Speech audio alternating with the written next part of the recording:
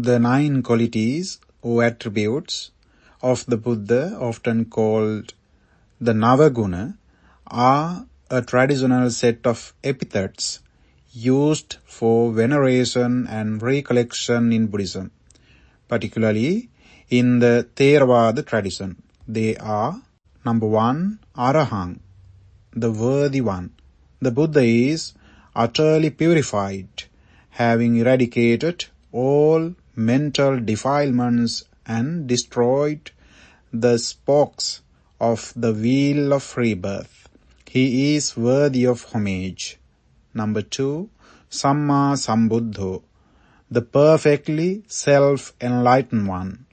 The Buddha achieved supreme enlightenment and full comprehension of the Four Noble Truths entirely on his own, without the guidance of a teacher. Number 3, Vijjacharana Sampanno, endowed with knowledge and conduct.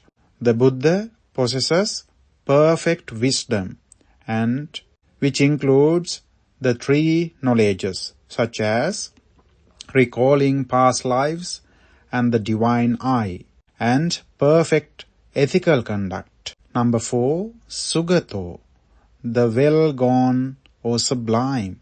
The Buddha has gone the right way, achieved the supreme bliss of Nibbana, and his path does not lead back to suffering. It also means well-spoken. Number 5, Lokavidu, knower of the worlds. The Buddha fully understands all worlds or realms of existence, including the physical and mental worlds, or the various planes of existence, their arising and their cessation.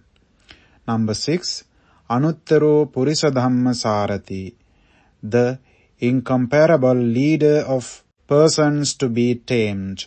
The Buddha is the supreme, unsurpassed trainer of those who are capable of being trained, using various skillful means to guide beings.